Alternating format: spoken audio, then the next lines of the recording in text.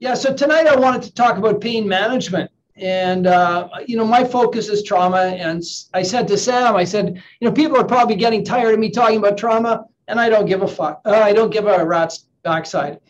Sorry, there's a child walking with one of the listeners. I don't care, because my world is trauma, and trauma is going to be the thing of our generation, the next generation, because I believe it is, because we're more mobile, we're more exposed to more information, and the purveyors and the controllers of the information aren't very sensitive to our emotional states. That's my belief. The purveyors and the controllers of the information are using it for their ends. In Ontario here, in Canada, last April when I did this webinar, there had been over 70,000 public service announcements by the government of Canada, COVID, and not one of them was positive. Not one of them was encouraging about what you could do to be healthy. They're all negative. We're like, we're all going to get sick. We all need to get vaccinated. We all need to stay in the house. If you don't do it, the world's going to end. So being traumatized is different than having PTSD or PTSI or PTS. And in fact, post-traumatic stress disorder is one of the comorbid diseases of being traumatized. It's right in the literature. All right, it's one of the illnesses that is comorbid with being traumatized. So when I talk about working with people who are traumatized, I'm working with the root of PTSD, the thing that happens that traumatizes them. And a lot of people who have been traumatized probably wouldn't test positive for a formal PTSD evaluation, say at the Veterans Administration or Veterans Affairs, but the trauma is significantly impacting their life. And when you do a scan of the literature, almost all the comorbid things are psychological. The comorbid things they list are anxiety, depression, and psychological issues like that. And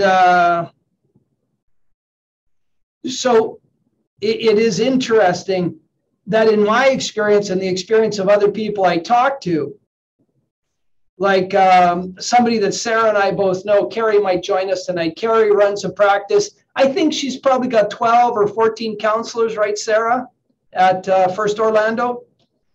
And they're a sausage factory. They see a lot of people. And since being trained in the trauma modalities, they've really upped their trauma game. Their staff are seeing up to 100 clients a year. And almost every one of them, maybe that's an exaggeration, let's say 7 out of 10 have some physical impediment that the person themselves may or may not have connected to the trauma, to the psychological, the emotional pain they're in. Right? And so almost 7 out of 10 of my clients or more have some sort of physical response to their trauma. Shane Dabrowski is one of those clients. We all have them, a client that stands out amongst all your other clients. Shane is what I would call, if Marvel was looking for another superhero, they might do Shane, the EMS worker that puts on his suit.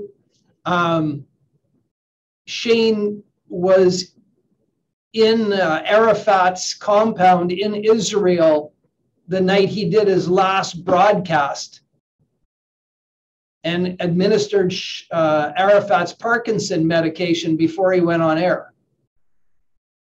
And Shane gave up his personal protection, his PPE, his vest, and his bulletproof vest and that to another humanitarian worker whose agency hadn't given her any when he left the compound that night. He went back out into the Palestinian night without his personal protection equipment on and made his way out. He's that kind of guy. And he had PTSD so bad that he physically manifested hives to the point where he was taking 500 milligrams of Benadryl a day just to breathe. Physical manifestation of the trauma. And he actually went to tens of doctors in Canada, and none of them could accurately diagnose it, nor could they come up with a cure. That's why I was on the Benadryl. And he actually flew himself down to an oncology clinic because somebody had said that there's one form of cancer that manifests itself like that. So he went down and the cancer was proven to be non-existent. So he was back.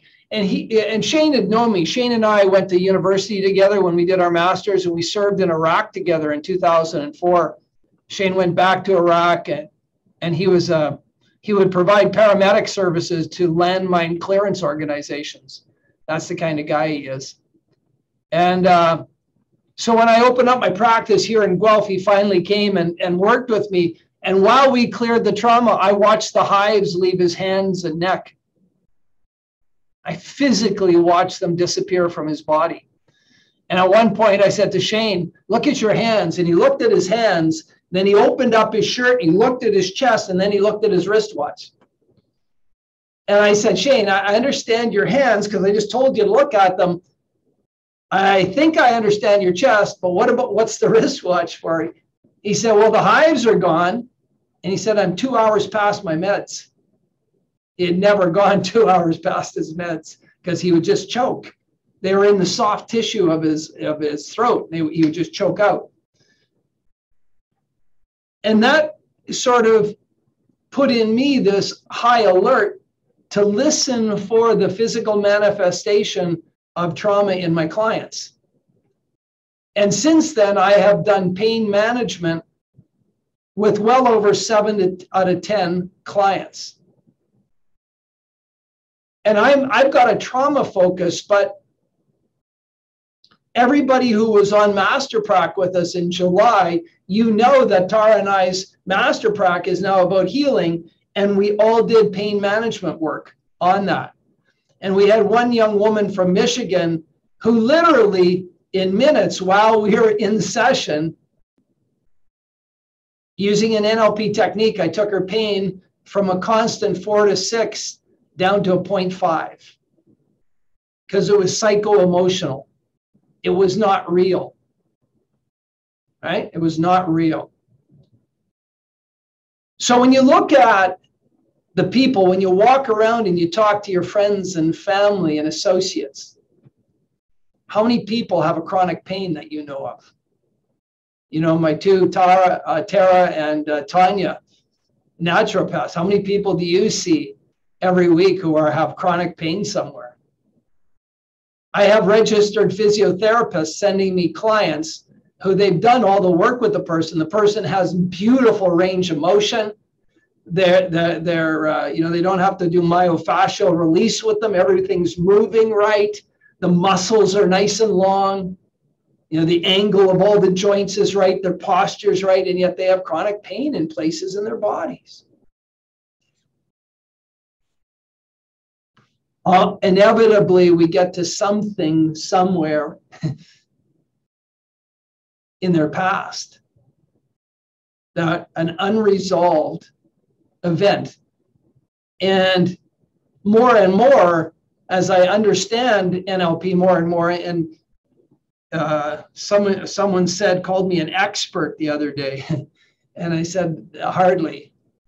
I'm a student. I'm a pretty avid student, and I'm learning really fast. And what I'm learning from formal psychology is the use of the term adverse childhood experiences, ACEs. And what I'm learning is if you can find an adverse, unresolved childhood experience, because we all have adverse childhood experiences, but most of them get resolved, right? For most of us, you know, the lion's share of our adverse childhood experiences get resolved. You know, my brother stole my bicycle. I got over it sometime. When I was 52, I got over the fact that he stole my bike at 6. But we get over them, we resolve them. But if they're unresolved, the literature is building, it's mounting, that those unresolved adverse childhood experiences can have massive negative impact on you as an adult. And of course, if you've worked with Tara and I, if you've gone through trainings with us, we're beasts about that 0 to 7 phase. We are so adamant that all healing has to start there or earlier, or earlier in utero. And I was listening to a trauma podcast. Tara and the kids are away for the week. So I've just been hammering myself with podcasts. You know, I'm walking around with my headset in all the time. I don't have a ton of clients this week. And again, those of you who know me know that I listen to things at 1.5 to 2 times speed. So I can get a lot of podcasts in a day. And they were talking about I'll remember, if I can't remember his name, I'll send it out in an email. He is a Black psychotherapist who wrote a book called In My Grandmother's Hands, or My Grandmother's Hands. And he's talking about racialized trauma. And he talks so clearly about how our genetic expression gets impacted in utero. So if your mother, while you're in her belly, is being beaten, you are getting, as the baby, you're getting the chemicals of fear. You're being ignited. Your little in utero brain is learning to be on high alert. And your genetic expression, and he used the very words that Bruce Lipton uses, your genetic expression gets impacted. And hence we have that intergenerational passage. Gabor Mate, how many people know who Gabor Mate is? Does everybody know who Gabor Mate is? Yeah. Doctor from Vancouver. He is a trauma practitioner, but his real expertise is in addictions. And hey, addictions are a comorbid disorder from trauma, another comorbid disorder. And Gabor Mate will say that every one of his clients, and he treated tens of thousands, he had a massive practice on the east side of Vancouver where drug addiction is some of the highest rates in North America. The east side of Vancouver, Canada, has some of the highest rates per capita of addictions in North America. All of his clients had trauma before they were 7, and he says many of them in utero. And that in his success as being an addiction counselor, it was the healing of the trauma. And while he supports the 12-step program, he supports it as a support group until a person gets solid and whole, and then they can leave the support group behind. And so all these people who are traumatized, when you look at the literature about prisoners in our prison system, both in Canada and the US, amongst psychotherapists who work in that environment, they will say all the people in there have adverse childhood events that are traumatic and unresolved. And so all my clients have pain. And you guys know I only work with clients. I don't do business coaching. I don't do any of that stuff. I work with people who have trauma. I've got a psychotherapist who works with me. I have a social worker who works with me. All our clients have trauma. 7 out of 10 have chronic pain. And I think that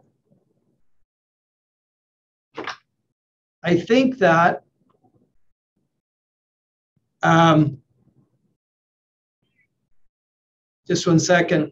This is funny, guys. You'll enjoy this. Hey, Tara, talk loud so the people on the Abundant Coach can hear you.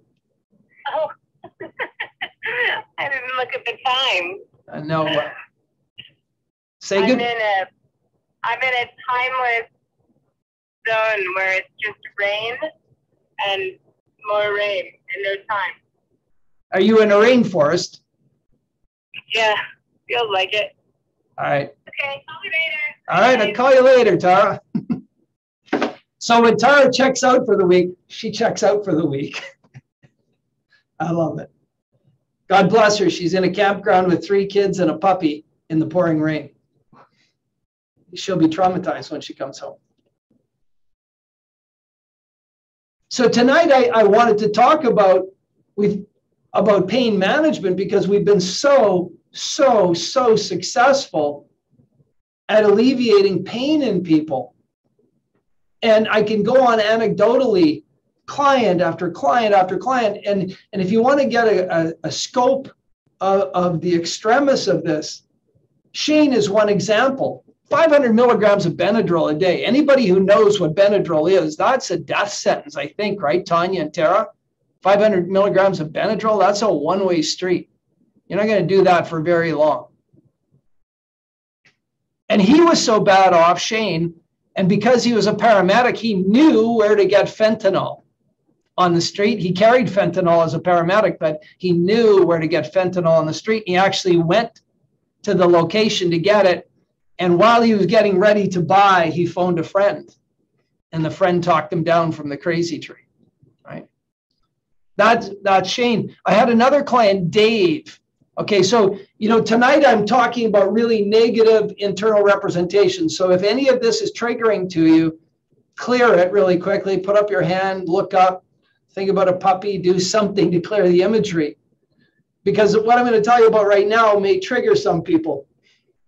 My client, Dave, was sitting in a laboratory called Life Labs. It's a big chain of laboratories, waiting for a blood test. He was 63 years old, and a 72-year-old lost control of his car and drove through the front wall of the clinic, drove Dave up against the receptionist's desk and killed the receptionist. Dave woke up 4 weeks later in the hospital on one of those beds that moves. They put him in a drug-induced coma and kept him alive. And when he woke up, they said, "We don't know if you'll live. Most assuredly, you'll never walk again. And welcome to your new life." I met Dave at 67, and a friend of mine, Marley, had done work with him for about 18 months, almost 2 years. And she's a registered physiotherapist, very, very good. And she had worked with me for her life traumas. And she said, "Dave, the pain you have right now is not physical anymore. We've done all we can." And Dave was at 67. He was not only living, he was walking, he was in the gym exercising, he couldn't work anymore. So I did a trauma breakthrough with Dave, but his daily chronic pain in his back, because he had broken his back in the accident, and his leg was always at 7, 8, or 9. And he was managing it with extraordinary pain meds, and his diabetes had got out of control since the accident. Now, I don't know anything about diabetes. And I'm not saying that I could help him manage his diabetes with NLP, but one of his goals was to lower his AC1 score to less than 6, right? For those of you who know diabetes, his score was quite high all the time. He was managing it with meds. And he wanted to get his pain threshold down. So I did the breakthrough with Dave. I cleared the trauma on the accident. I cleared the trauma on losing his job, his employment. I cleared the trauma on the loss of his physicality. I cleared all his childhood traumas, and he still had a lot of pain. A lot of pain had left, but he still had some pain in his leg. And using NLP and pain paradigms, we got his pain down to less than 1 was the maximum on any given day. He was between 0.5 and 1 on a scale of 0 to 10. That's phenomenal. For anybody who's had chronic pain, that's phenomenal. And one of Dave's goals was to travel, but he couldn't get on an airplane when I met him because he couldn't sit in an airplane seat between his back and his leg. And his goal was, when we were finished working, was to go to England and see his relatives and just to be there for 2 weeks and walk and hike. And he did that trip. And he's got it as a byproduct. And I don't know what part of what we did got his diabetes under control, but I suspect it was in the commingling of all the drugs he was on to manage all his pain and everything else that put his diabetes out of whack. Because when he weaned himself off a number of drugs that the doctor had him on, sleep medication, because now he could sleep, pain medication because he didn't need it. He was on very, very strong pain meds, and one other drug, and then his diabetes came under control. So that's sort of the extreme that we work with, right? On a day-to-day basis, though, I have clients whose pain in their neck, their shoulders, their joints get relieved. And I know that we could do this through somatic practices. I know, like Susan has a bag of tricks on relieving pain and understanding people's posture and structure. Sarah is a very experienced yoga instructor. You know that you can alleviate a lot of pain through movement and stretching and flexibility and alignment.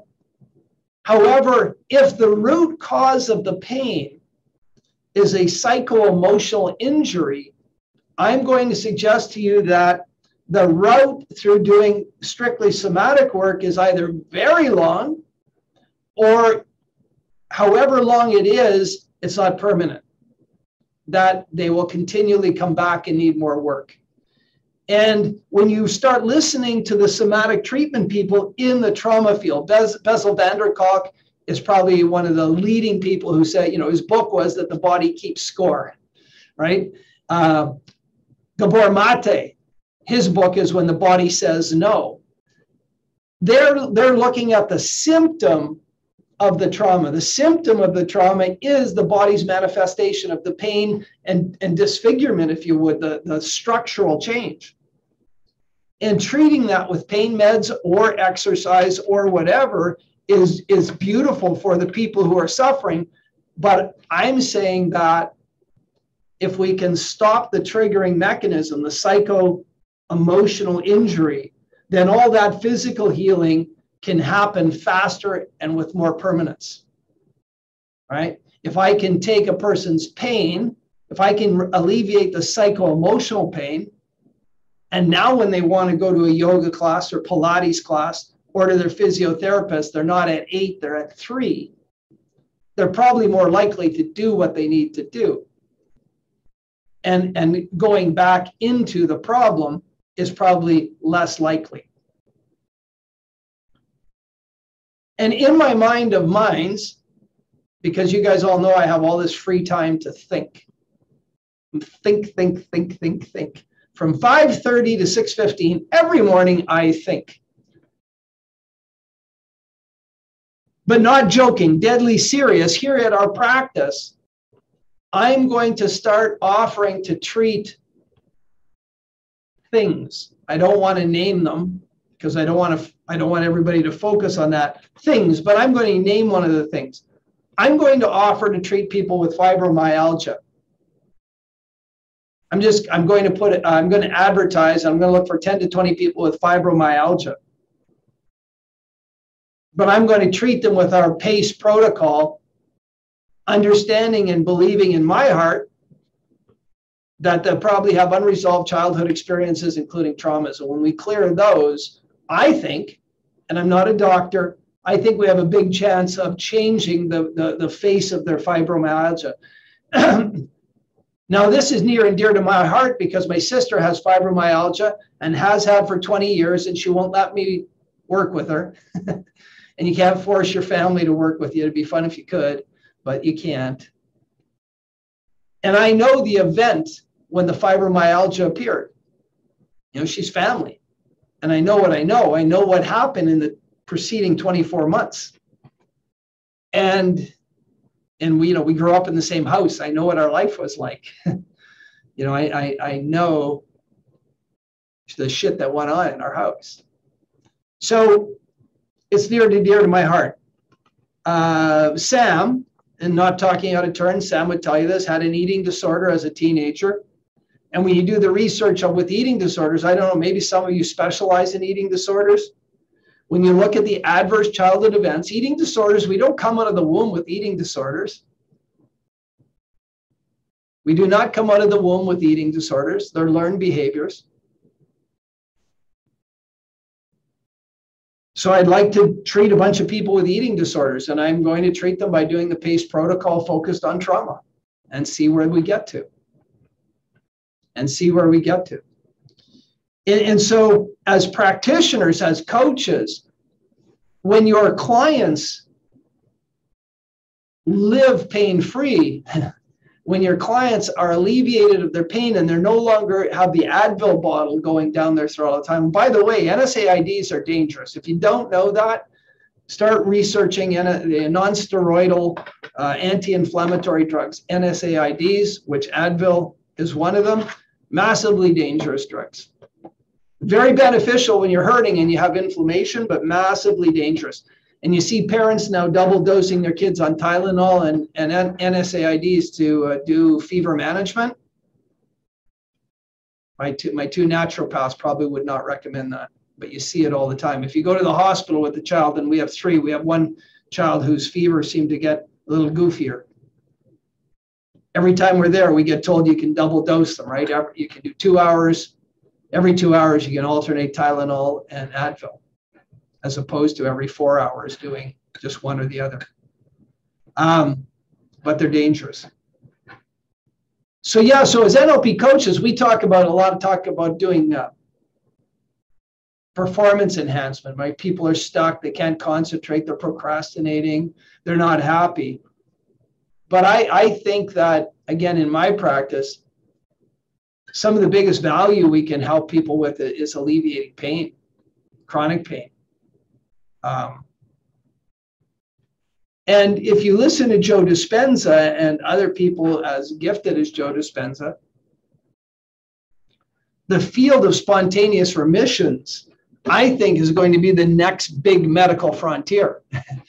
You know, Tara is doing that program with Quantum, and they are looking at research into, like they're reviewing research into what we would call spontaneous remission, the actual field of spontaneous remission.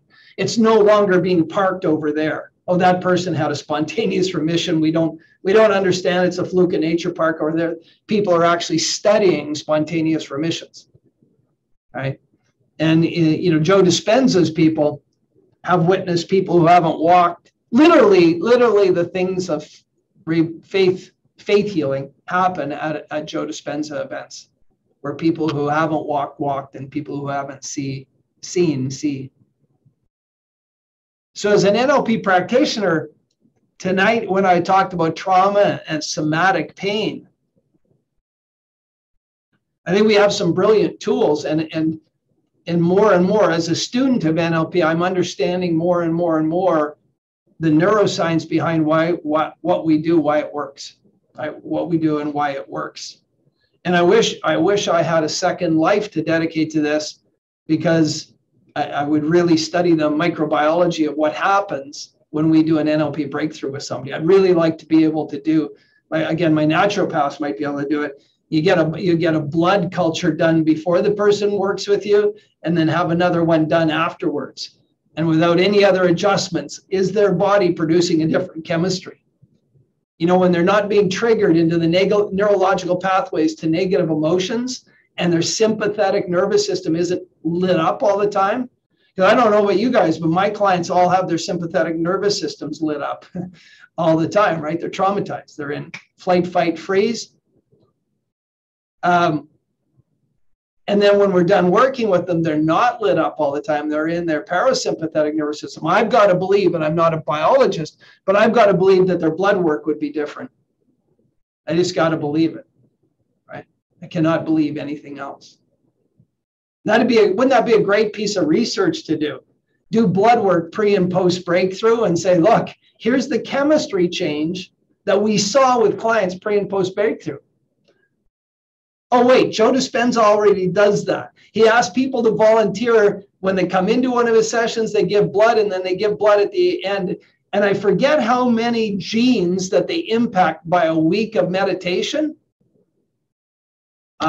Geez, I should remember this. It's in the book Supernatural, Becoming Supernatural, but he talks about changing the gene expression through a week of meditation at levels that are significant.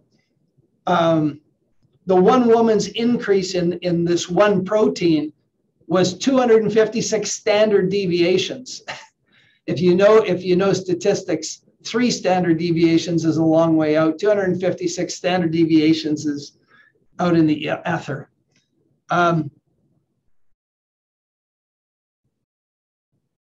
More and more, I'm getting more confident with what we do as being impactful and legitimately verifiable in science.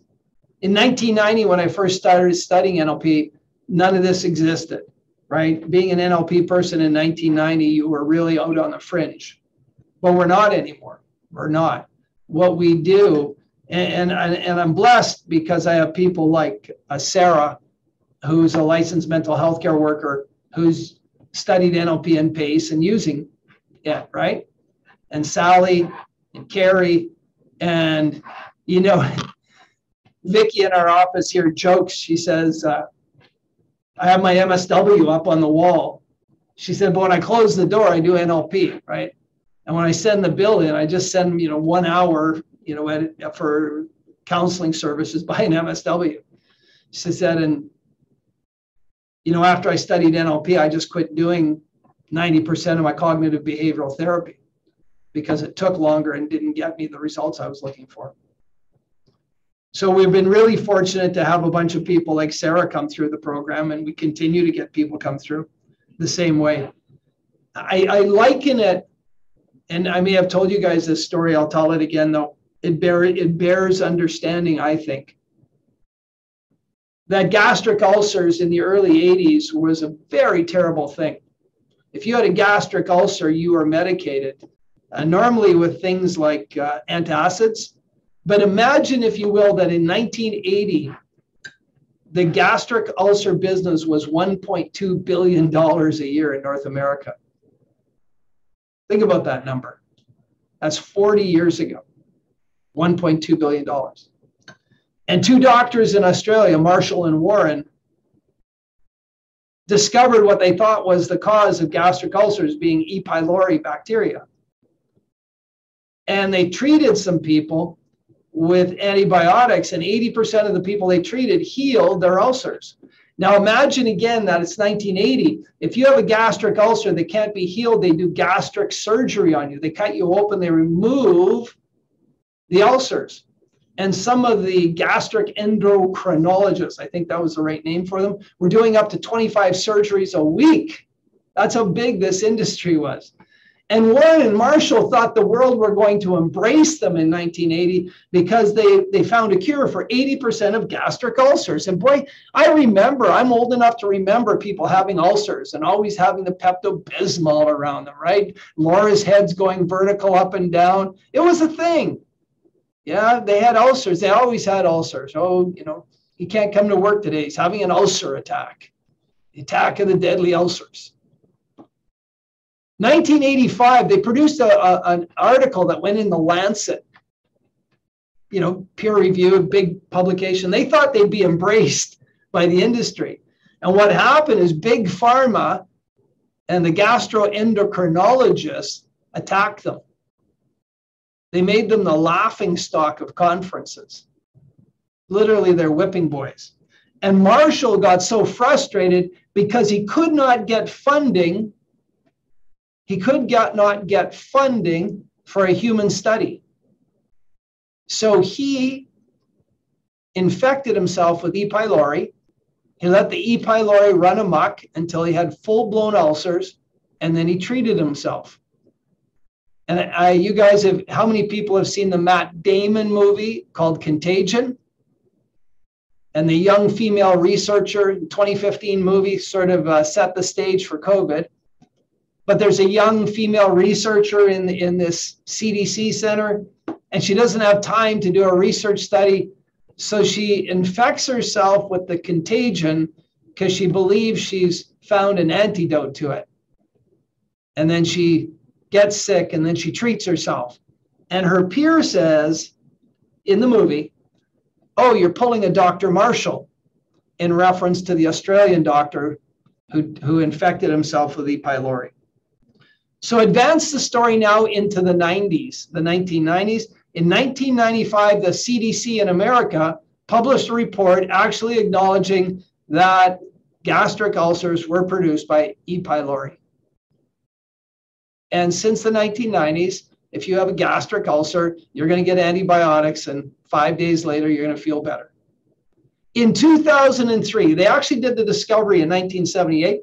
So in 2003, 25 years after their discovery, they got a Nobel Medicine Award.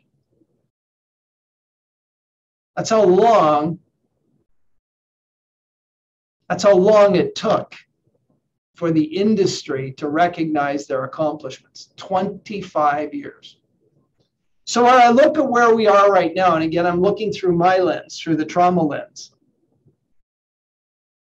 somewhere around, I don't know, 2025, 2028, the people who created the visual kinesthetic dissociation technique, the movie theater, Bandler, Grinder, and Dilts, are going to be recognized for it because of the work that the research and recognition organization's doing by doing formal research at Walter Reed Hospital and King's College in London.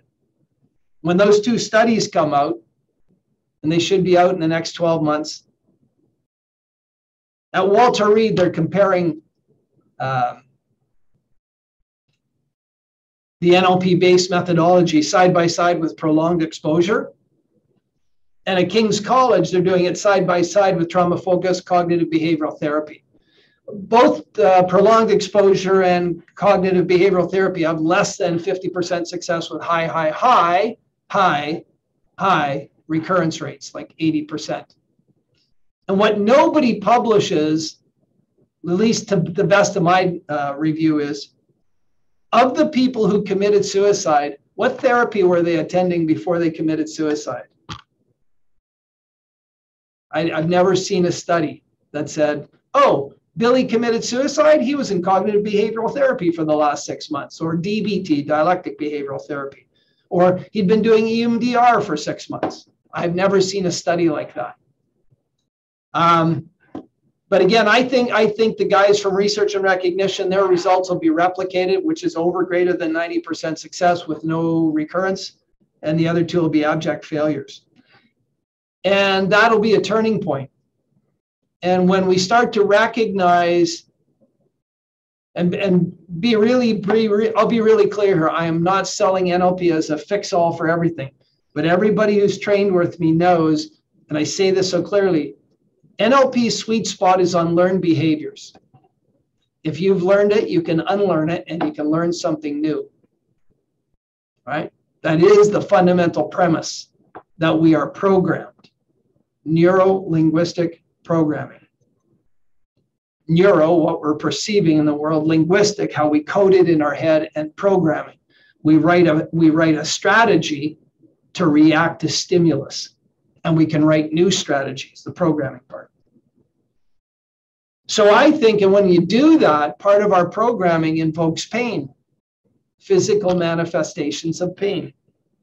And I think that we have massively beautiful, powerful tools that are non-invasive, non-intrusive, drug-free, high efficacy, and super fast. Like I would do a pain paradigm or some other technique on anybody who's suffering pain. You know why I would do it? Because I had nothing to lose. They have nothing to lose. I am not going to hurt them. I cannot hurt them. I'm going at the worst case scenario, they'll still have their pain, but we'll have cleared some negative emotional event in their past. Right? So if I was a practitioner and I had clients coming in with pain, which I do an NLP technique on their pain every time. And because of my own experience with migraines, I'm a real fan of asking the question, is there a purpose for your problem?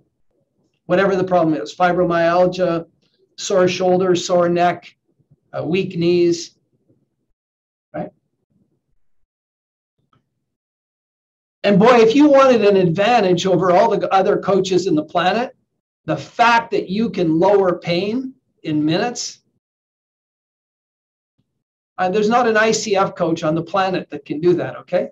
There's not an internet or IFC, International Coaching Federation. Yeah, ICF. I forget, IPEP is the other one. There's not one of their coaches that can ameliorate pain. Not one.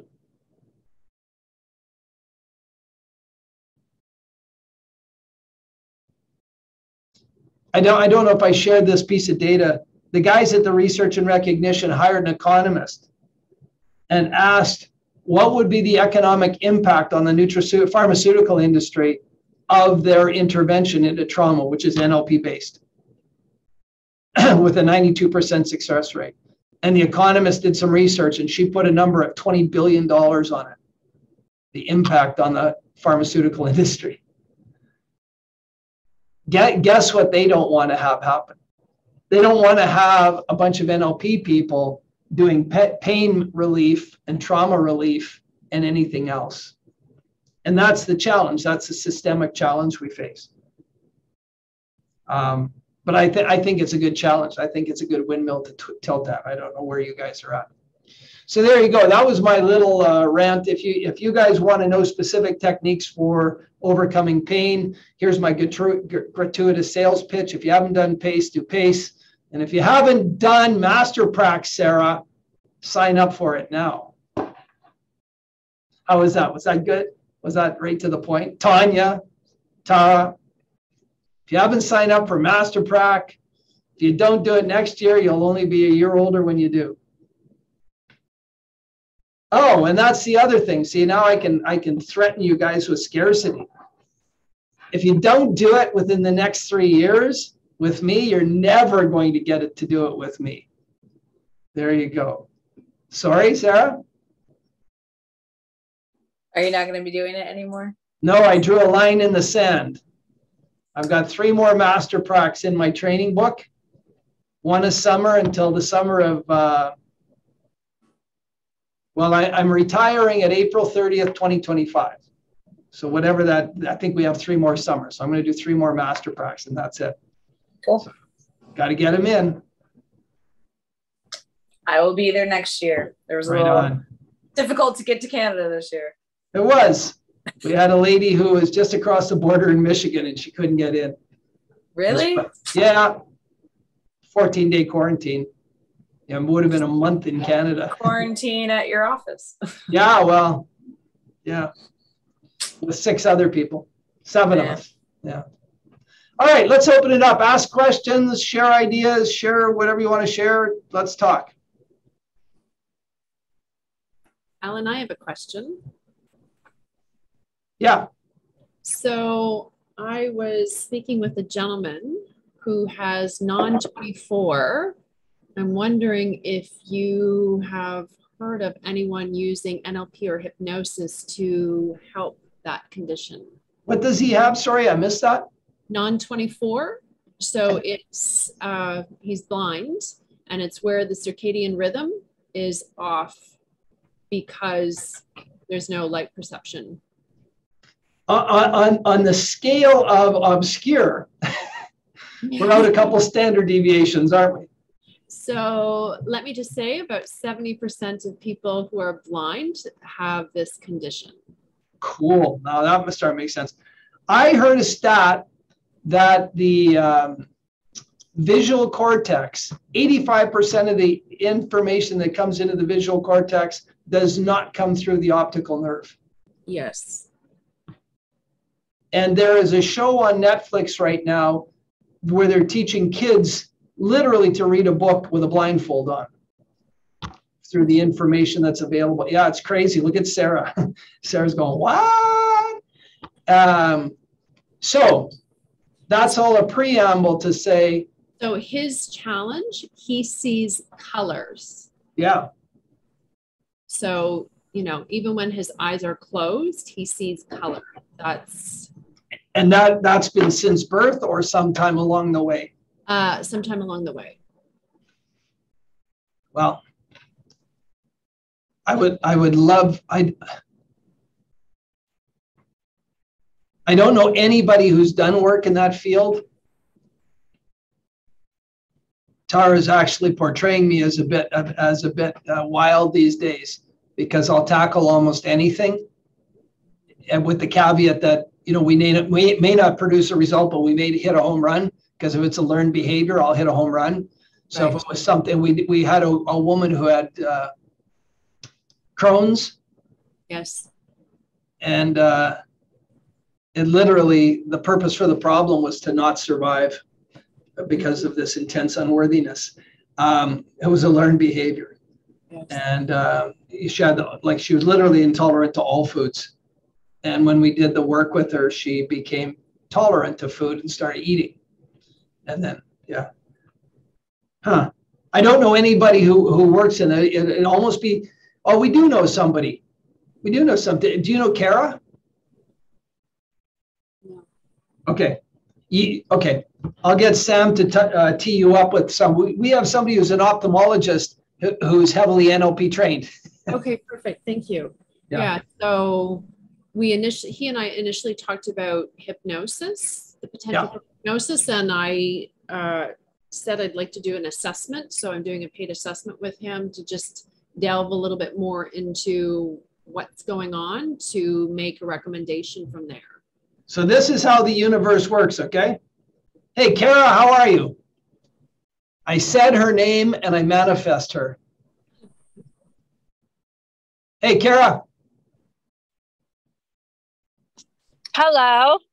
Long time no see. Hey, Kara. She muted herself already. Don't want to talk to me. I'm sorry. Hi. Wait. Hey, we're good, thanks. Hey, Kara, Laura Feltz is going to message you privately here in the group, and she's got a request for you. That's in your neighborhood. So. Oh, okay. Gotcha. So it's a vision question. Perfect. Right on. All right, who else has another question? Hello, Lee Philbrook. Oh, hello. Sorry, there I am. You're in a new space, a new color, new picture. I love it. Yeah, we had to put a new picture up so the camera wouldn't keep going stupid. Oh, right. Okay. Got it. All that money chasing new cameras, all I had to do was hang a picture and give it a different focal length. And so good. Boom. Boom. Woohoo. So for those of you who do video stuff, when you have a dark wall behind you, the camera tries to brighten the wall. So when it brightened the wall, it would make our faces disappear. Just our faces would go white or shiny. As soon as I put the picture with multiple colors on, now the camera adjusts naturally and it doesn't do it anymore. It's the craziest thing. Got to get to the root problem, right? I thought the problem was in the camera, in the software, but it wasn't. It was in my background. All right, who has another question? Come on, guys, don't make this too easy for me. I have a question. Yes, Tanya, how are you? Tanya lives out on beautiful Vancouver Island, for those of you who don't know, and Vancouver is burning, or sorry, British Columbia is burning. Is Vancouver Island burning, Tanya? I don't know if there's any local fires, but based on the blue sky, no, we're not being affected at the moment. Right on. A friend of mine from Calgary said that BC issued a thing saying, if you live in Alberta, please don't come visit us for a while because the fires are so bad on that side of the province. So, yeah, in the interior and yeah, Kamloops and Okanagan, yeah, not good. So Sarah in Florida, can you imagine that a place in Canada gets a temperature of 49 degrees Celsius in Lillooet one day this summer? 49 degrees Celsius is 140, 138 degrees, something like that, in Canada. Wild.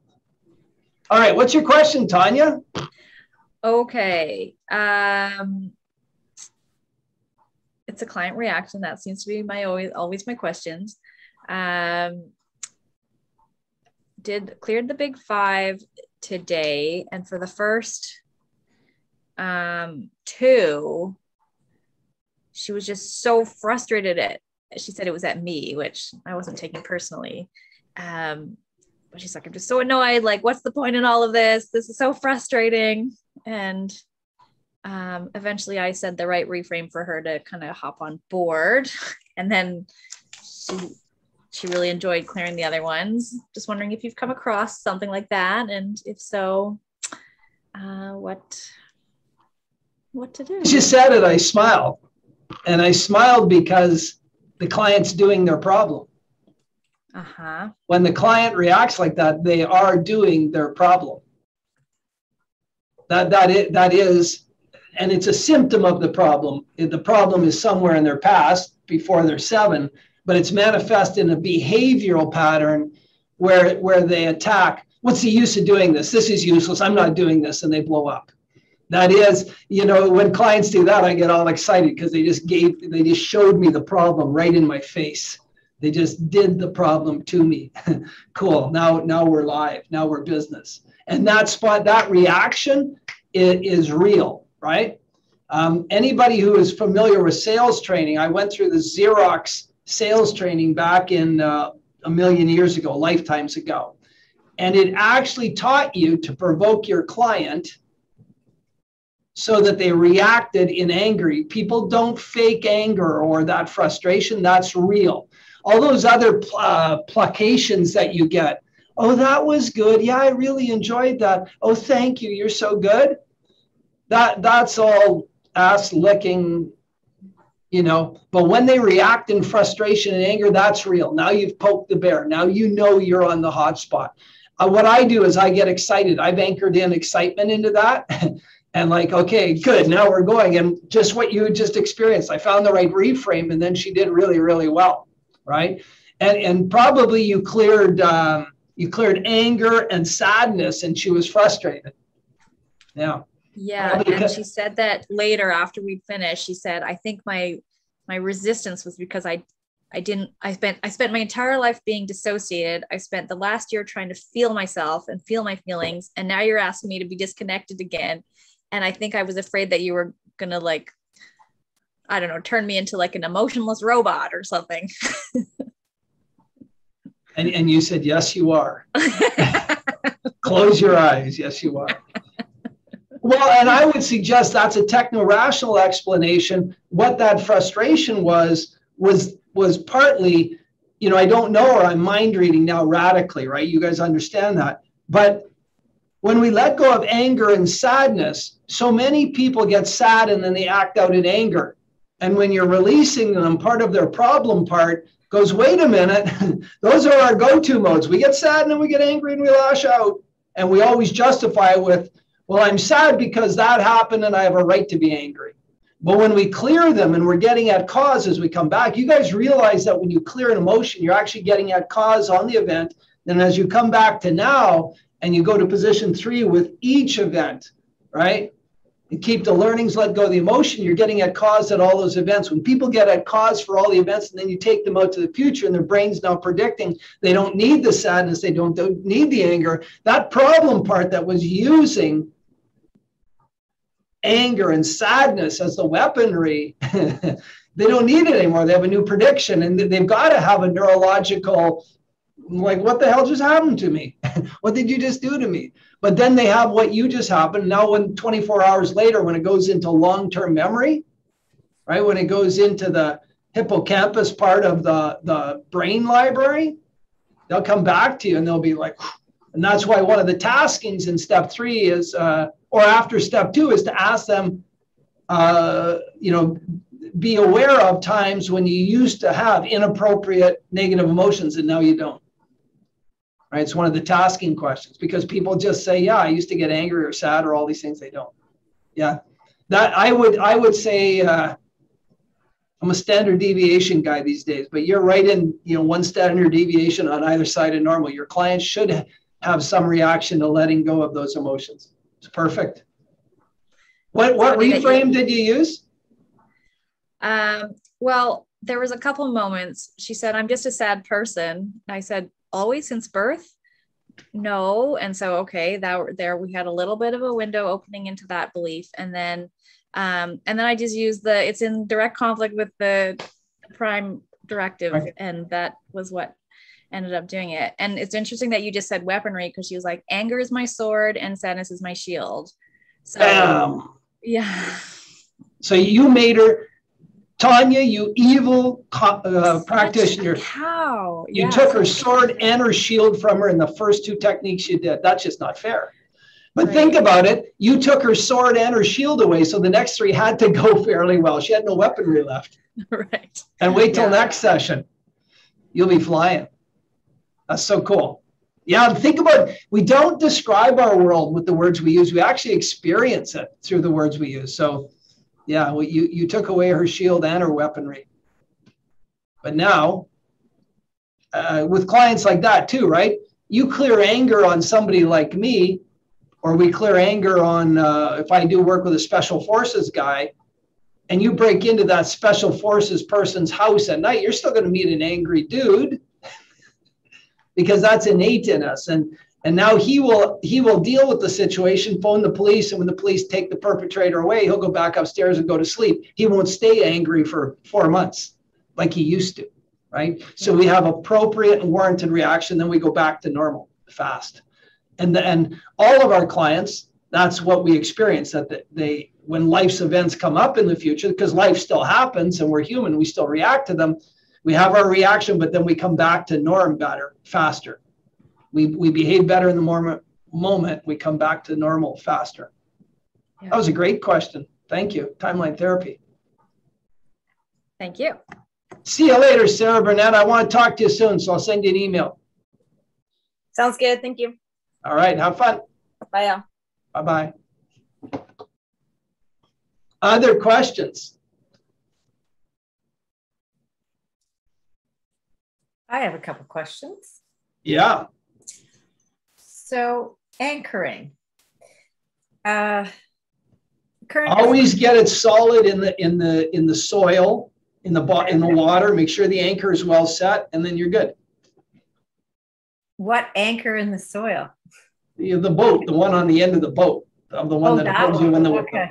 Okay, perfect. And then tie off the stern of the boat to the shore, always, you know. I don't know what boat you've got in. The boat. So anchoring in NLP. Yes. Why, and I know that you've mentioned this before, that you love it and it works really well for your clients. I've had the experience, well, with my current client, she said, she's auditory digital kinesthetic.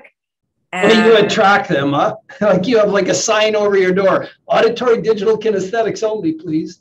Anybody who can see colors, turn left. You're at the wrong place. I know, it's not fair. That's right. So I know that I don't resonate well with anchoring. And I want to understand why, so I can explain to this person, because she, I didn't say any of that. And she said that, her noticing was that, she thought maybe she was doing something wrong, but she was anchoring, she's full of gratitude, all that kind of stuff. She tends to be optimistic.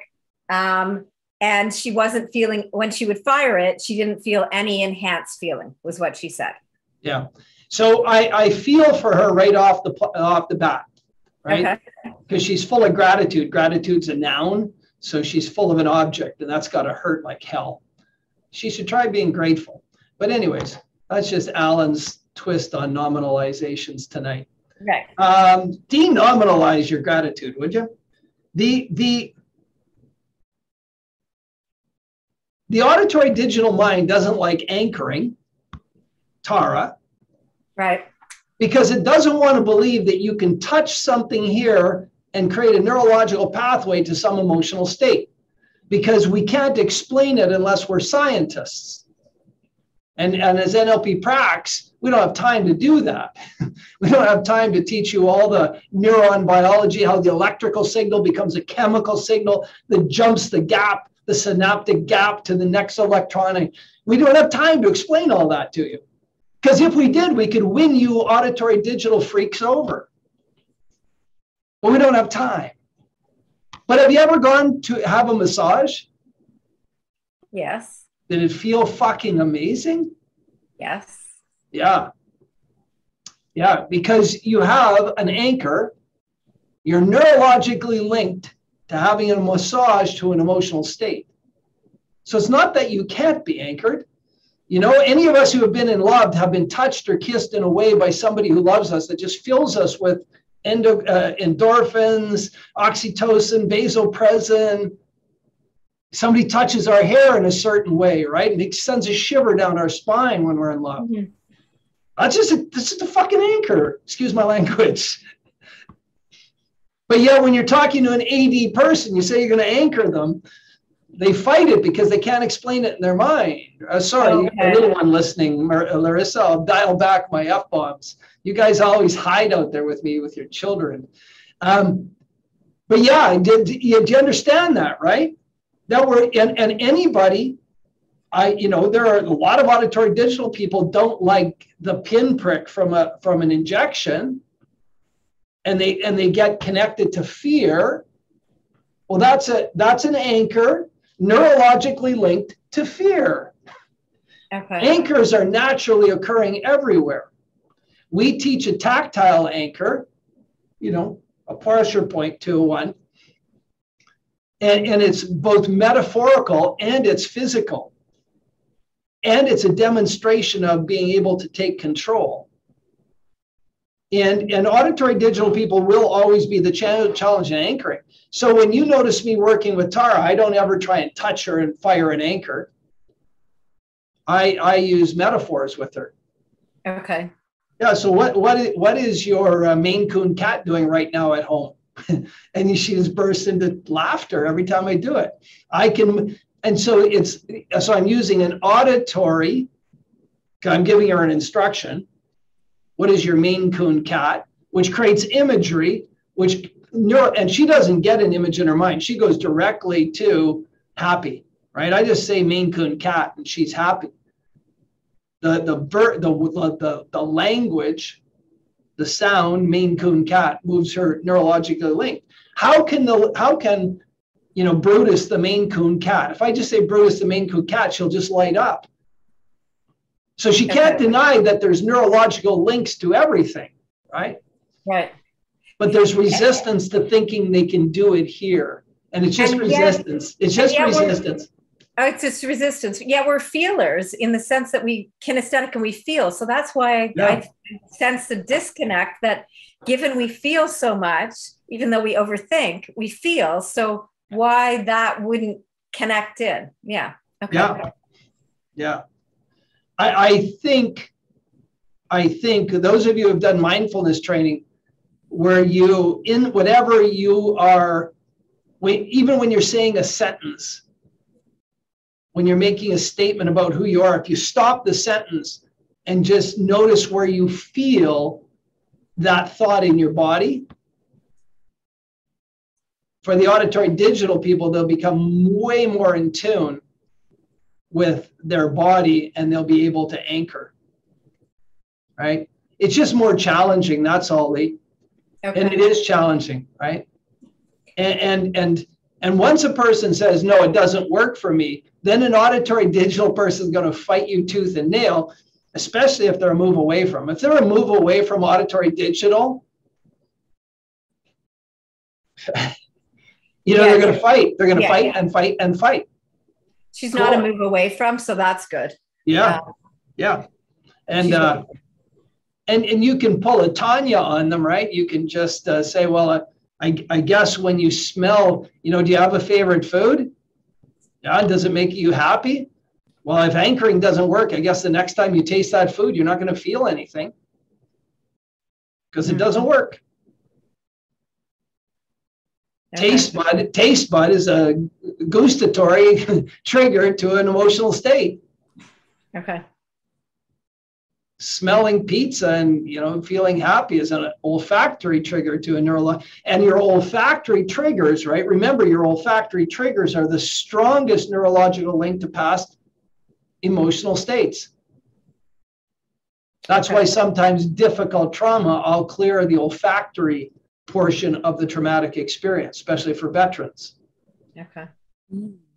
But everybody remembers some smell from their house growing up, a food your mom made, or maybe your dad smoked a pipe, if you're old enough to remember that era where people smoked pipes, right? Or heaven forbid your dad wore Old Spice. Heaven forbid, generational women who are hooked on the smell of Old Spice because their fathers wore it. Shit. Does that make sense, guys, about anchoring? Anchoring is a naturally occurring state. That's why we say there's three things you can anchor. You can anchor a naturally occurring state. You can anchor a recalled state. You can anchor a constructed state.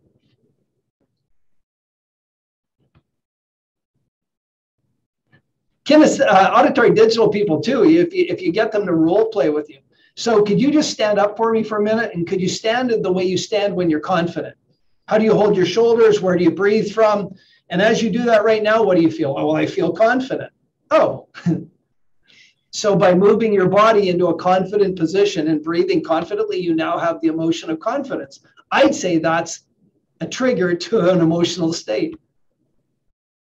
Why don't we just throw in a tactile pressure point? Now, when you stand there in front of the crowd with your chest out, breathing in that confident position, and you press on that spot on your hand, you'll be able to access it more readily. All right, you had more than one question, Lee. Go. That's right. I have to say thank you, by the way, to you, because those clients don't come to me. I'm glad you're on the planet. They don't come to me. I've got a sign over my door. Auditory digital is not allowed. If you're thinking, leave. There you go. Yeah. You can send them. Well, if Tara's too busy, then you can send them to me. So my question actually is the question I asked last week. So because I was driving, and my probably doing multiple things, I didn't understand it completely. So my question was doing the ZTPI with the client. And I can also, if you can send me the recording, I won't ask the question again. But it was the person doing the ZTPI, and because they're auditory digital, and they would question each, like they couldn't answer fast at all. And you had talked about using hypnotic languaging and how to deal with it. Yeah. And I can't remember what you said. And so I need to ask it again. Where were you driving when you asked that question? I was on the 401 coming from Picton. Cool. So I remember that. Did I answer the question before you left the highway, or were you still on the highway while I answered? I was still on the highway. Oh, okay. Our instruction using language is designed, using Milton type language, is designed to get past the reticular activating system. Okay. And that's the part of your brain that cares to differentiate between fantasy and reality. But it's also it's the gatekeeper between your unconscious mind and your conscious mind. And we want that answer to be spontaneous, right? The unconscious response to the question. The thinking person, we get rewarded in our society to be right? We get told that you need to think about what you do, right? How many adults have lectured their kids? You need to think before you act, Billy. That was a stupid thing you need to do. You need to think before you act. Don't just act anymore. Think first all the time. So we have this whole society of people, when you start asking them questions like that, you want the extemporaneous answer that they've just been programmed to think.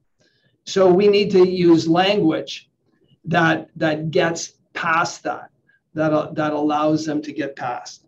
And you can play with them before you start that quiz, just to demonstrate that they can get an answer fast, right? I use a metaphor, and remember, metaphors are part of hypnotic language. So if I'm dealing with an auditory digital person, if they actually got past the sign over my door that says, if you're thinking, leave, if they actually got through that sign, yeah, if they got into my office and they're sitting in the chair, then I know I have to hypnotize them. But the metaphor I use is that your conscious mind is in one room and your unconscious mind is in another room. And between those two rooms is a mouse hole. And when we ask the unconscious mind for an answer, it's like the mouse coming through the hole. It sticks its head through the hole and then pulls itself back, right? The unconscious mind. So the mouse comes through the hole. The conscious mind is like a cat who goes, oh, there's a mouse. Why is it a white mouse? Why didn't they send the black mouse? I wanted a mouse with a longer tail. If I tell them there's a white mouse here, will they think I'm less than if I had a black mouse? And that mouse isn't very big. And so I'll tell them a story. So really what all we need to do is to know what your unconscious mind sent through the hole, the white mouse or the brown mouse. And we can talk about why the white mouse came later. But for the purpose of this questionnaire, I just want to know the color of the mouse. Would that be okay? And I do things like that. They're goofy, they're outlandish, and they're trance-inducing. And then I go, and if they get stalled, I say, what color was the mouse? Yes or no? You know, me or not me? Me is a brown mouse, white is a black, not me is a white mouse. Is that okay? No, it's the other way around. All right, what color was the mouse? White. Go, that's a me. Right, so I just play with them because we all want to play. Auditory digital people want to be right. When we want to be right, we want to be serious. And remember, our unconscious minds are fast and they're symbolic. So unconscious mind, because it's symbolic, if I give it the symbolism of mice, it'll buy in. But the conscious mind wants to be clever, right, and smart. And that takes time and thought, right? Mm. Thank you. Like chocolate or vanilla, right? With ice cream, chocolate or vanilla.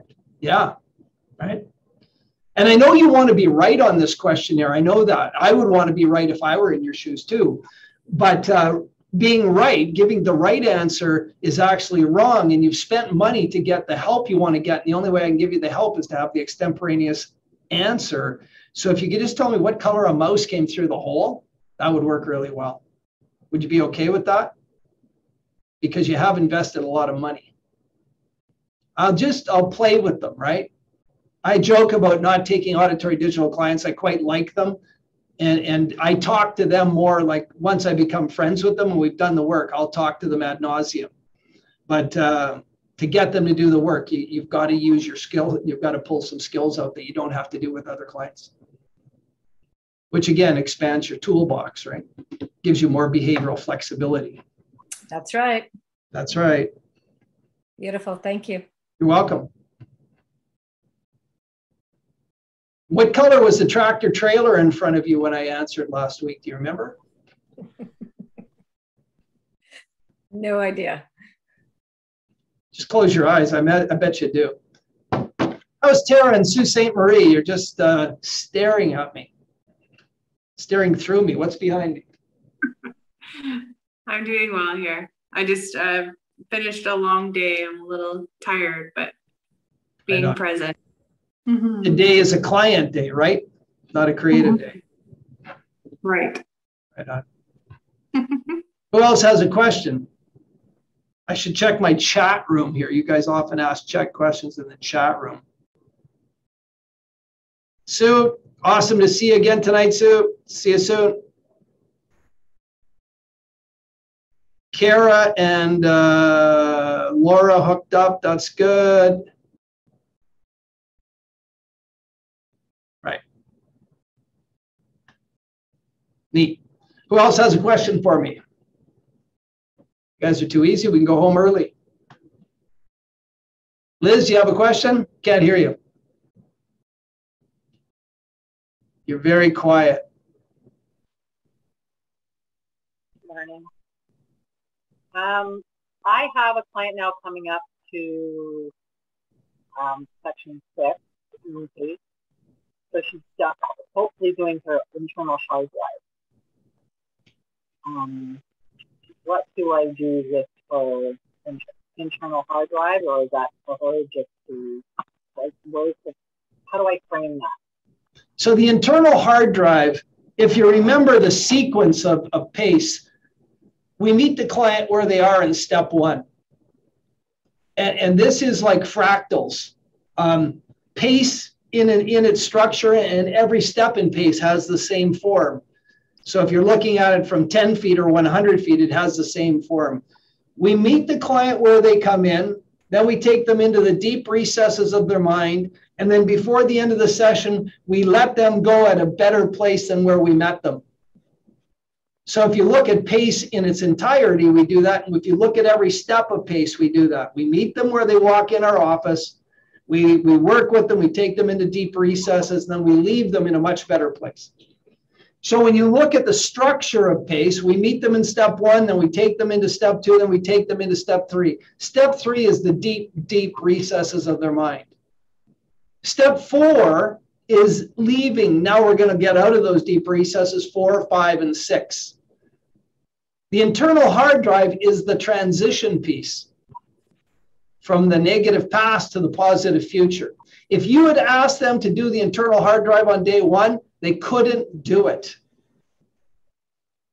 When they tried to remember things that gave them fulfillment, a sense of joy from 0 to whatever the age groups are, 0 to 12, 12 to 18, 18 to 23, 23 to 31, they could not do it. But now that you've cleared the negative past and you've cleared all their traumas, all their phobias, all their limiting beliefs, and you've asked them to do that, now they're going to review their life in its entirety, in age groups, very specifically designed age groups. They're going to answer those 7 questions. Then they're going to answer the 4 summary questions in the middle. Then they're going to answer the 6 NLP questions. Describe yourself, quote unquote, on purpose. Who are you? And I tell people, you give me a 1-word answer. Larissa, if your son's here, plug his ears. You give me a 1-word answer, I'm going to rip your backside off. No 1-word answers. You better write and write and write. All right? What are you seeing when you're being that person? What conversations do you have with others? What conversations do you have with yourself? Now, so they've taken their life, they've looked for things they've done that gave them joy and fulfillment. At the end of step 3, if you've done your work, they'll find these things. I had one woman who checked out of her house, said to her husband, hey, Alan gave me a task. I'm going to my mom's house. Friday night, she took 2 bottles of wine over. Her mom, they were getting all these events so fast. Her mom was writing down things on one paper. She was writing down things on another paper. She came in next week with a stack of events throughout her life that gave her a sense of fulfillment and joy. Right? So now we've taken them from the deep dark. Now they realize that they've had times in their life, right from the earliest times to their current times, where they've done things that gave them a sense of fulfillment and joy. And they're also recognizing in the summary questions what they like most about themselves. And now we're using NLP to get them present in the moment. What are you seeing, doing, hearing, feeling when you're doing things that give you fulfillment and joy? So now think about the neurologically wiring, the wiring and firing of neurological states, positive states, firing and wiring. Oh yeah, I remember when I was a Girl Guide and I sold all those cookies and I felt so good. I remember when I did the speech in grade 6, I felt so good. I remember when I helped my grandma or my grandpa do it, I felt so good. That's a wiring and firing and wiring into positive neurological states. Now, most of my clients, when they come in the door, if I asked them to remember that shit before I started working on them, they couldn't tell me. Can you remember a time when you had a sense of joy and fulfillment? No. Can you imagine a time in the future when you'll feel fulfillment and joy? No. They're telling the truth because those neurological pathways have atrophied. So that internal hard drive is delivered as a task at the end of step 3 to do the transition into step 4. And at the end of it, so when you're asking in the 3rd piece of the internal hard drive, what do you feel when you're being this person? And now you're in the installation of positive emotions, using positive emotions 1. Those are some of the positive emotions that you might reconnect to because they've been positive in their life forever and they're very impactful. Remember, that's where we get positive emotions for step 4. And then the paragraph that you write at the end of the internal hard drive. Describe yourself on purpose, a paragraph that resonates most using the words and phrases that came out of the exercise above. And again, if my clients give me one-word answers, I go crazy. And I warn them, you write a one-word answer for any of these questions, I'll lose my mind. All right? Because you committed to 100%. I'm telling you right now to write and write and write. So now they're going to write a paragraph that best represents the person they are when they're living on purpose, where they get fulfillment and joy. So in step 5, when we do prime concerns, what are you best at? What are you worst at? Right? So if you're worst at starting things, the question is, who are you that you're not being that you want to be? It's a who question. If you're worst at changing things, what is it that you're not doing that you want to do? And if you are worst at stopping things, it is, what is it that you're not having that you want to have? Their purpose statement should address their prime concern. Almost all my clients, when they write their purpose statement, they write to their strong suit. They write to what they're best at, starting, stopping, or changing. But their purpose statement has to address their prime concern. So let's say a person was worst at starting. And the question is, who is it that you're not being that you want to be? Their purpose statement should be a who statement. A who statement is, I am. And then who they are. I am a mentor, a leader. I am passionate about people. I guide people through life using my skills as an NLP coach or an NLP, whatever they do, right? That's a who statement. If they're worst at changing things, then their purpose statement from the internal hard drive should reflect what is it that you're not doing that you want to do. And when you write a purpose statement that addresses your prime concern, that concern that resides deepest in your unconscious mind, now you're getting congruent, right? And when you say your purpose statement, that's why so many people, they write these goddamn flowery purpose statements in seminars and workshops. Okay, let's write a statement of purpose. And they write these motherhood statements that don't resonate with their psyche, with their neurology, with any part of their being. And they've never been that person their whole life. So the internal hard drive elicits what allows your client to feel fulfilled, enjoyed, and then they write a statement of purpose. And when you start setting goals with them in step 5 for the next 8 weeks, now they've got a statement of purpose that addresses their prime concern. And now they're getting congruent. Now they're becoming congruent human beings. Their mind, their heart, and their gut are aligned, right? And their unconscious and their conscious mind, remember from NLP Prac, we had a picture up there where there's a conscious, unconscious mind, and it's got a rope around it, right? And we talk about conscious, unconscious mind integration. Can I ask a quick question? No, hold it for a second. We write our purpose statement with our conscious mind, right? We write purpose statements with our conscious mind. Our prime concern is in our unconscious mind.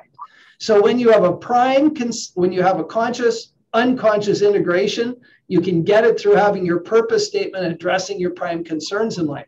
That becomes a conscious, unconscious integration of the driving force in your life. Go ahead, Larissa. Okay, so I just wanted to get it because my son was very loud when you were verifying. The purpose statement should be what? Oh, the purpose statement should be what you're worst at, right? Should address what you're worst at, and that's what you use for. Yeah, should address what you're worst at. So if you're worst at stopping, what is it that you're not having that you want to have? Yeah. When you do your purpose statement, you should be talking about what you're going to have. Perfect. Okay, that's what I thought. I just wanted to verify. Thank you. Yeah. And again, that creates conscious, unconscious integration. Perfect. Yeah, every time we put pen to paper, we're in our conscious minds. And again, they're clever, right, and smart, but they don't, that's my problem with affirmations, right? When I hear people say, I'm the best salesman, I'm the best salesperson, I'm the best salesperson. No, you're not. Your unconscious mind is just screaming at you. No, you're not.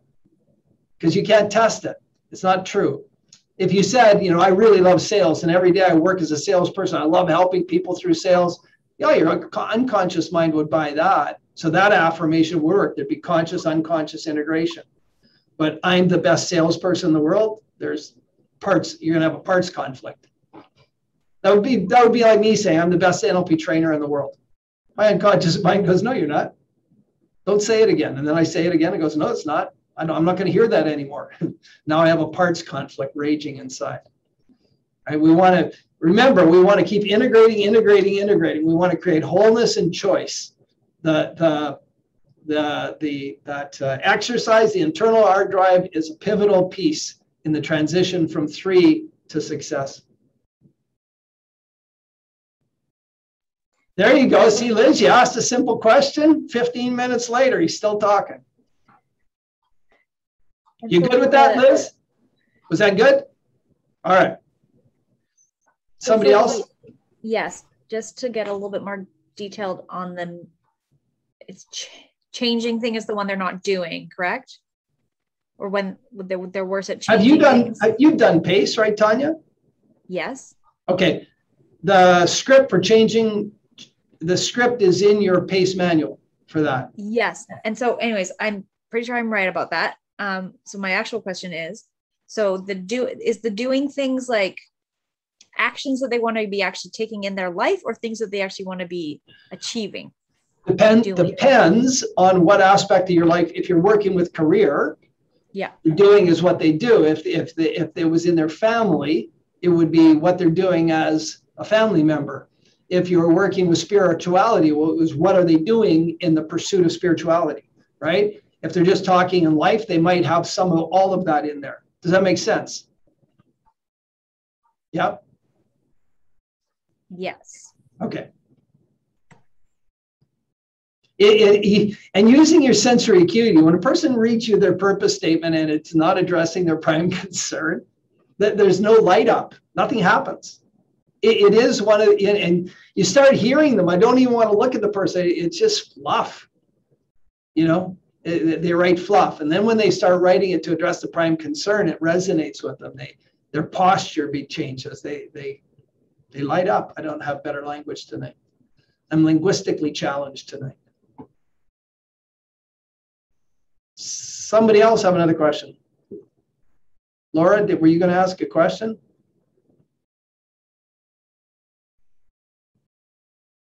Mine was the non-24 question.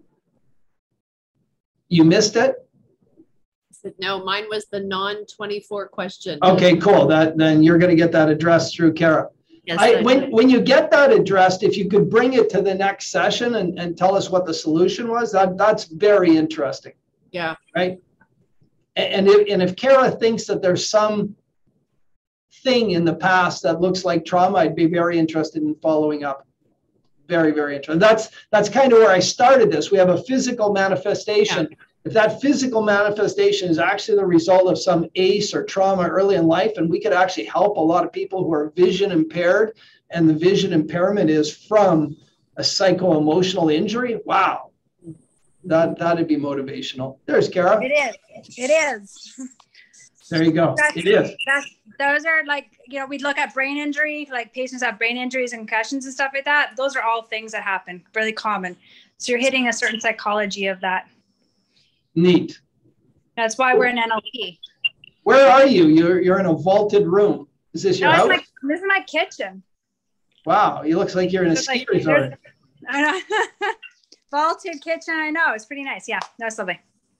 Wow. So yeah. So I'm going to pipe in there. Yes. I'm going to shut up now. All right. So we're going to follow this one. I want, you know, it'd be fun to come up with a twist on PACE to deal with this. Mm-hmm. Again, I'm going to take a run at a bunch of things. I'm just going to do the trauma version of PACE with all the people that, you know, whether it's an eating disorder or fibromyalgia or whatever I choose, chronic shoulder pain. How many people have chronic neck pain? And it's stress related or emotionally injury related, right?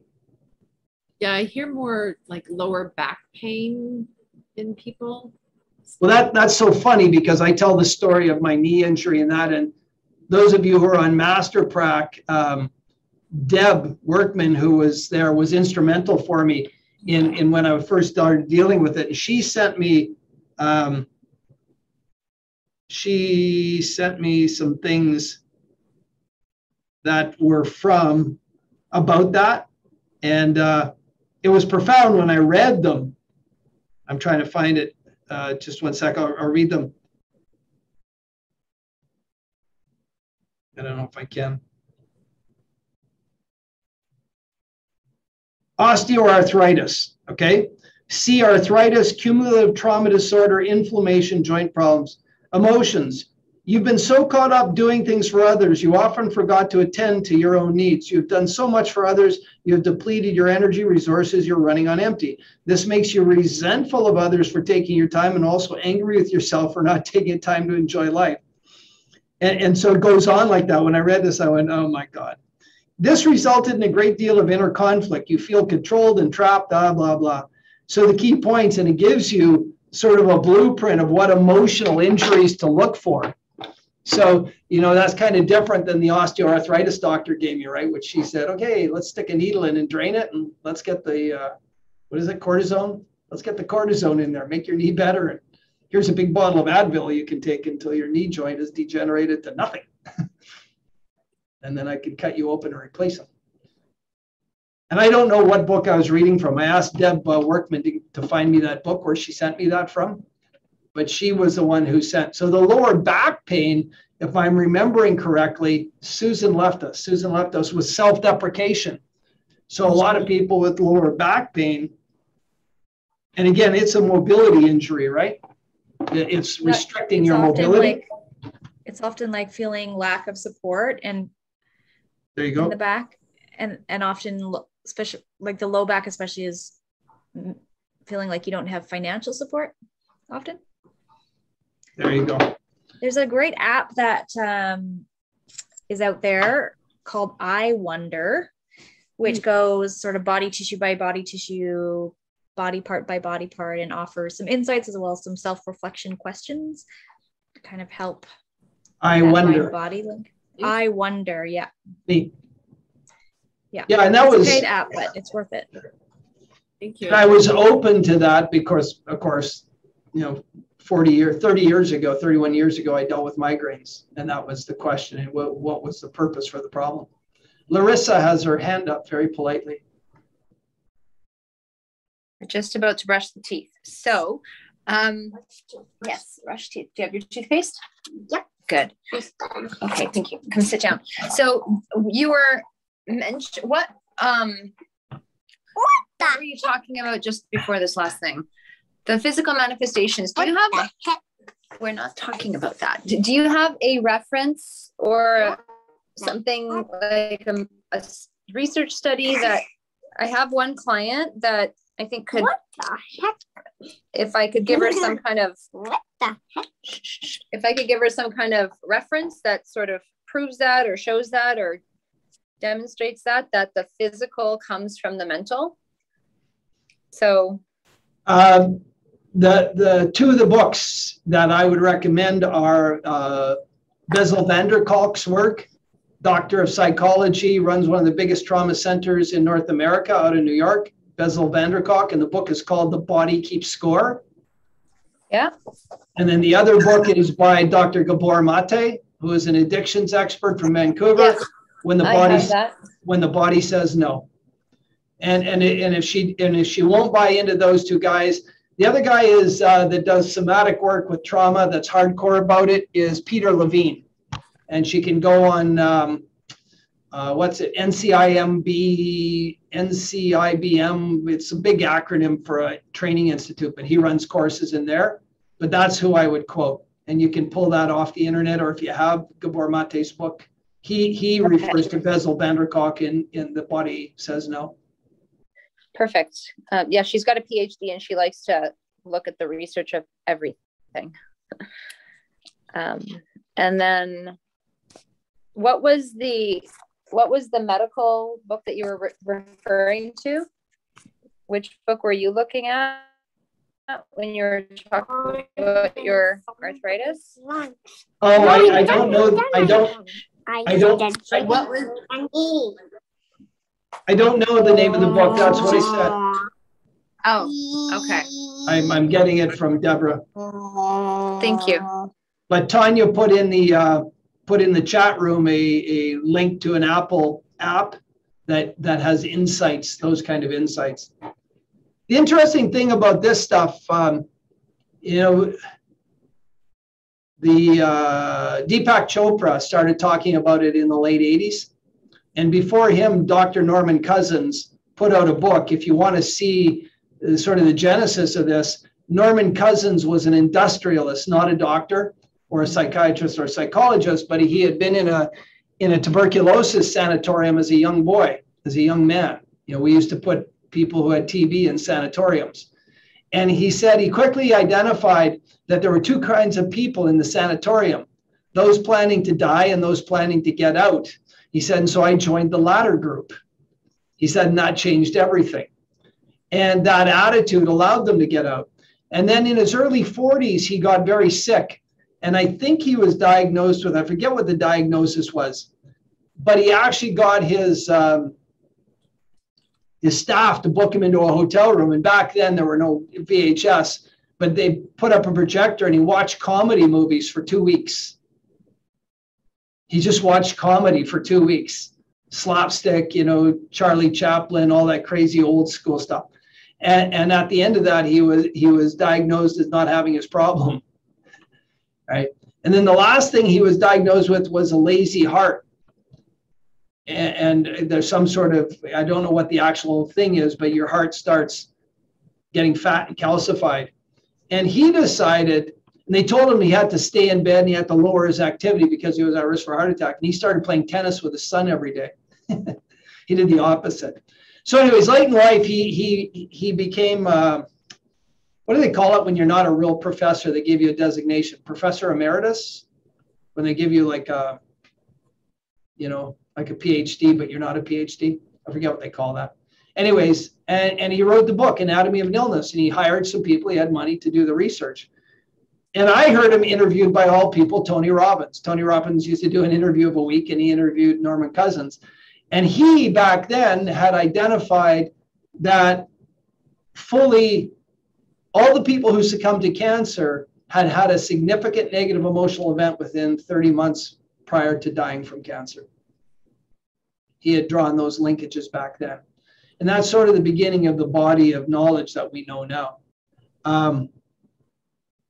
And of course, you guys, we're in a different world, right? You and I are in a different Kool-Aid. If we start talking to doctors about this, they are fundamentally, they're at pillar one of healing. They're physical with physical. That's what they're taught. It's not because they're bad people, just they've invested their education and that's what they were taught. You break a bone, you put a cast on it. When my daughter broke her femur, I don't think any of the doctors who operated on her would have believed that some Christian missionaries in Uganda prayed for her for 4 or 6 hours, and that may have helped her pain relief. I don't think I would have been able to sell that, but I believe it. Right? I believe it. And certainly my daughter came out with a broken femur with 2 titanium rods put in, and she came out of surgery, never took any painkillers after that. So you figure it out. And I know my daughter well. She's not, she doesn't have a high pain tolerance. Other questions? Can I ask you a question about your little Italian arthritis healers? Yeah, you want to borrow them? No, I don't need them personally, but I'm just curious, like, what was the container that you were imagining that in? Was that, like, did you do something specific, or did they just kind of show up in your mind? It's kind of crazy. It's kind of crazy. I remember the time frame really well, because it was at or near the beginning of COVID. So I had the diagnosis on February 18th, and then as she was diagnosing me, I was sitting in her office, and I said, Joe Dispenza, because I had read earlier and heard his story about having his back broken and meditating to his recovery, and he attributes self-recovery. Of course, he's a chiropractor, and he believes that we can self-heal. So I went and grabbed Supernatural, and then I listened to Rewire Your Brain on an audiobook, and he told the story. So I started meditating with him, and I would start off with Wim Hof, And I'd been doing Wim Hof for about 4 years. So I'd start off with Wim Hof, which really oxygenates you and makes the Kundalini a lot more robust. And then I would go into Joe Dispenza's Kundalini. And then I got past the Kundalini. I got into some of his longer meditations where he's encouraging you to just be, be aware of the space behind your eyes in space, or be aware of the space that you're taking up in space. And that language pattern, when you achieve alpha, you will become nobody, nowhere with nothing. So when I was first meditating, I had all the traditional meditation things like flying, and then I got to a dark room where there was a light, and I was being pulled toward the light. And then finally I was in one meditation, I became a speck. I became nothing with nothing, nowhere. Boom, gone. I was insignificant. And as I was coming out of that meditation, my knee appeared in front of me. Big, like my knee joints were that big, and they were expanded, and these 6 little Italian guys were polishing inside. And every time I meditated for 3 weeks after that, they were there in front of me, and then they disappeared. They went home. They took their Ferraris and went home. I never asked for them. I never imagined it. And then later I heard an interview with Dispenza, and I think the guy's name is Tom Bilyeu on impact theory. It was impact theory, but I think his name is Tom Bilyeu. And Dispenza talks about when he was meditating for the first 6.5 weeks, he didn't have good results. And then something happened. And at 10 weeks, he was back practicing as a chiropractor. And you know how strenuous that is. And at 12 weeks, he was training.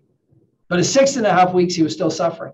And he said, I started getting this image of these workers in my back with spatulas putting calcium on, rebuilding my vertebrae. And I heard that after I had my experience. I went, what the fuck chance, excuse me, the kid's still around? What's the chance of that happening, right? But maybe that's what we need. We need some sort of metaphor, or maybe we're visual and we get that metaphor, right? Maybe an auditory.